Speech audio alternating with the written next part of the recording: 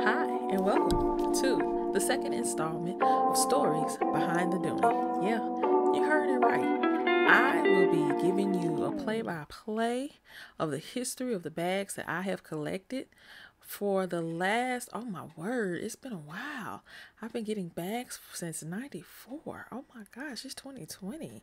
Yes, I love Dooney and Burke. I am a fanatic for Dooney and Burke. I am a name brand fanatic. Once I like a brand, I stick to that brand, especially if they give me quality. If it's, it doesn't matter. I probably will do some more playlists about my favorites. I'm not going to share those right now because some of them are kind of odd. But first and foremost, we're going to talk about Dooney and Burke. If you watched my previous video, please give comments about it, positive comments, that is. If you haven't viewed it, please go to the playlist Stories Behind the Dooney and just get some information and just hear how I acquired my bags. So this is the second installment of Stories Behind the Dooney, and I am going to showcase this wonderful bag that I deem as possibly my absolute favorite bag. I have been rocking this bag for a very long time. I sat and actually wrote a list of every Dooney each year and actually what prompted me to get the bags. And so that's what encouraged and inspired me to come up with the storytelling about my bag. So let me get started. So it was the summer of 1998. Yes, the summer of 1998. My family and I would always go and take trips, whether it be going to Memphis, Tennessee, or going to New Orleans, or just wherever that wasn't too far away for a drive. But this particular summer, we switched it up and we decided to go a little bit further east, just a tiny bit. We went to Mobile, Alabama. And so I had already been doing my research because I was like, ooh, I want another Dooney. I hadn't had one in 4 years. I love my bag. I had other bags, but nothing could compare to the Dooney. And plus, my mom had plenty of Dooney bags, and so we were getting the Dooney magazines. And I remember just putting my eye on this particular bag and trying to figure out how to get it. I had a little job, part-time gig. I was in college, and so I was like, I gotta get this bag. But the outlet store that we were going to in Foley did not have a Dooney store. The nearest Dooney store was in Destin, Florida. Really? Come on. Can we please get to the Dooney store? That's all I wanted. I didn't want anywhere else. And I think I just lied. I truly believe that maybe it was in Foley was the Dooney store. And then the next one outside of Dooney, or outside of Foley, Alabama, was Destin. So my memory escapes me with that. But I do know I went outside of where I was to get this bag. I did go to an outlet store to purchase this. And so, yeah, we went there and I was so super duper excited. I was just like, wow, I have to have it. And the thing that cemented the point of me getting this bag was that it was in the window. Like, it was on the hook in front of the store. Like, when you walk in, you couldn't help but to see this bag. They had a small one and they had a large one. And I had to have the large one. So I introduced to you my Cabernet messenger bag. Yes, the messenger bag. When I tell you, this bag is my absolute fave. And I realized that it's my fave because it is worn the hell out. Like, seriously, it is worn out. And I'm going to show you exactly how and why. Well, maybe not the why, but I can show you exactly where it is worn out. So this is pretty much how this bag looks empty. Now, I took everything. I just had a bunch of junk in this bag because I realized in transferring or swapping out purses, you know what you do. You just put one junk into the one you ain't going to be, in or carrying, and you just move on. And that's what I did. I put a bunch of papers and stuff in here, so I just cleaned it all out. But this is the bag. It needs some I wish I could just put this junk in the washing machine and it'll be okay. But I can't. This has been like this for many years. I refuse to cut it. I was thinking about burning it so that it would not continue to unravel, but I did not. So yeah. So this is the messenger bag. So you have this lovely front. You have, this is where it all started to get weird for me, because this bag did not come with the duck on it. You just had Dooney and Burke name. And it did not come with the fob. I say the key fob or fob, the key fob on the side. It was just this bag. So you really, really needed or had to know about Doonies in order to understand that this was a very real and authentic bag. And also on the back, which is where it's really nasty.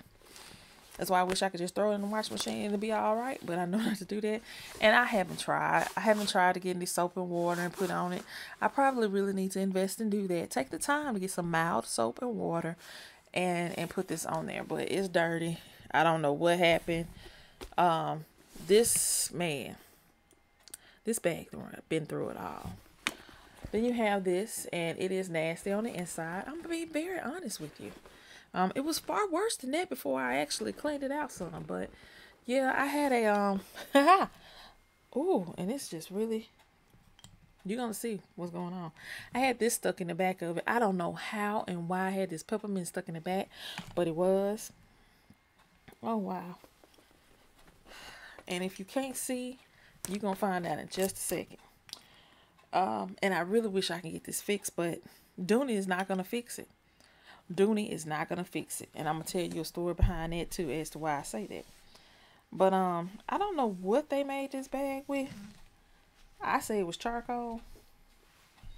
I don't know, but trying to get some of this off of me. So that's that. Now let me just go straight to the reason why I'm saying what I'm saying about the charcoal being a part of the makeup of this bag and all of that, and why it's so warm. So this is my messenger bag. I put it on me. It's a crossbody. I rarely use it as a shoulder bag. But this here side,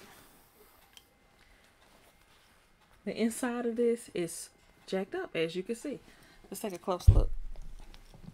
It's jacked up, right? It's worn. It's torn. And because of that, I don't know how and why, but it has these particles of black. Let me see if I can grab some with my hand. But just these particles of black that just comes out everywhere. Like I got a full of it right now, which I didn't know it was that much because I was shaking the purse before. Oh, yes. When you shake the purse, it's like bukus of it comes out. And so I don't really know how this stops. But I can tell you this. It is terribly worn. And I don't know if that's heavy. And I just stuck my finger in the cut part. So it would be a dream come true if I can get this restored back to its original. No, I'm not willing to pay a whole lot of money for it, because this bag cost me $100. I remember, because I was so excited going to the outlet mall for the first time. It wasn't full price like it was in the book, because of course we didn't have any online shopping. It was straight, you order it, call the 1-800 number, you order it. But that's the disappointing part about this bag. But even still, I will carry it. I'm not gonna tape it up. I just been letting it do this. And I want to say this bag probably started doing that, I want to say about probably almost 10 years ago. When I noticed it may not have even been that long. I say maybe roughly 6 years ago. Because I was like, what is all this black stuff on me? And then I realized that, hey, this bag is torn. And I don't know why it produces that, but it does. So, and then I have another little worn part. This thing is worn. And this might be the other part that I hadn't realized. It's torn in the cuts of here. So this particular fabric, I don't know what kind it is. I don't know if it's the typical that they put in the purses. I don't think it is, but it's torn. It's torn everywhere. But that doesn't stop me from wanting to carry my bag. So then you have I love this part. Well, let's go here.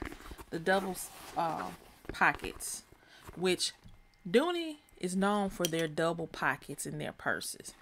And I like this compartment because it's deep. I usually put pens on one side, and at the point before I got a cosmetic bag, which is going to be featured later in a later video, I was putting my lipstick, lip glosses in here. It was easy for me to get to my hand sanitizer because I just took that out. Usually it's in there. I can get to it real quick. And then you have two compartments on the inside. This one is more to the side. Oh, this is one thing that I found out from going to the early outlet stores. Outlet stores sold irregular items, okay?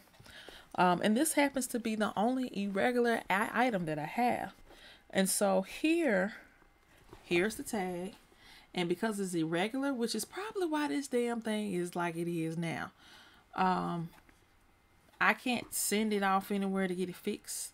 Even though it's irregular, it was not given a full, I don't think it was ever given a number. It was deemed as irregular. They shipped it off. I think if I had looked closer at the back, and to be honest with you, I'm trying to remember, they may have had two different prices, and I chose the lower one, not knowing what I was getting myself into. But yeah, so the back of it has a pocket, a deep pocket that I usually just fill up with letters or mail that I may have. And of course the inside of the bag, you know, a little trash down there too. Peppermint to be exact. I don't know what was going on with me other than I needed it for singing at church, so I just dumped the peppermint in here. But yeah, this thing usually gets really full. You can see the width of the bag when I just kind of prop it up. It didn't have any feet to it. I don't think it really needed feet to it, but yeah, this is my messenger bag. And it's a mess right now. But I love it. I love it. I still bring it out every now and then. But that particular thing about it just being saturated with this black looking charcoal from the bag, I just don't carry it as much. And as I'm even shaking it over the garbage can, it's still coming out. So if somebody knows of someone, a reputable dealer that could fix this madness for me, because I'm not about to put some duct tape. I could put some duct tape on here. Let me show you. I could put some duct tape on here and just really just say forget this. But I value my bags, that I'll just stop carrying it if it gets to that point until I can find who I need to fix this. But this is my messenger bag. The one thing I've been wishing over the years is that they would bring this back.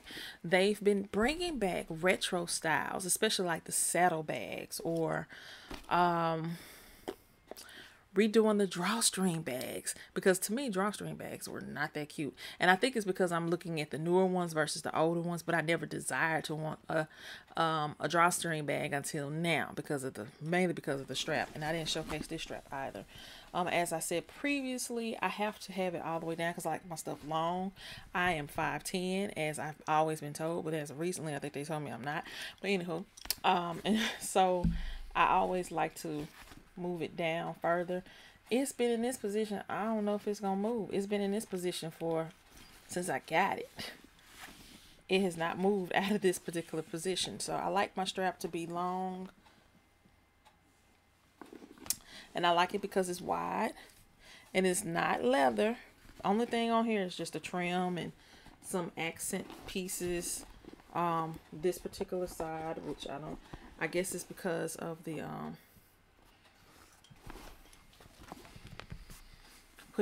keeping the flap in place.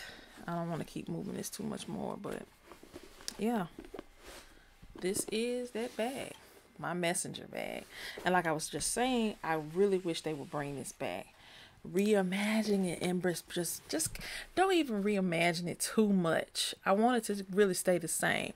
I want some other light, nice colors, like a real pretty plum, because purple is my fave. I really wish they would. For the longest, they had like medium. They never would come out with large. And I'm really trying to have an understanding as to why they do that with their bags. But I don't know. But they've had some other messenger bags that I just have not just clicked with at all. I'm just like, no, I don't want that. I want this. I want this. And I've seen people with the small and the medium. But yeah, like for the longest, they carried the medium and the small. And I was almost about to get it. I am learning in recent years to just stop second guessing myself.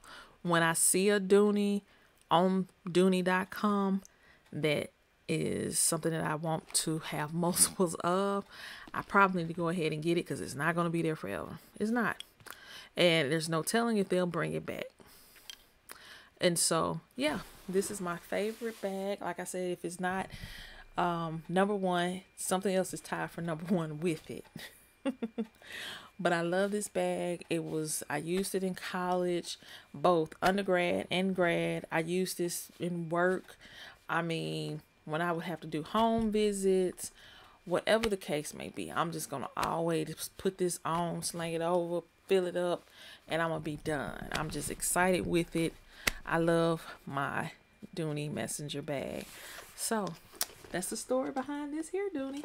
So I'll be back later. Please tune in, subscribe to SS Harper. Definitely look at the playlist for stories behind the Dooney. And I'll be back soon. All right.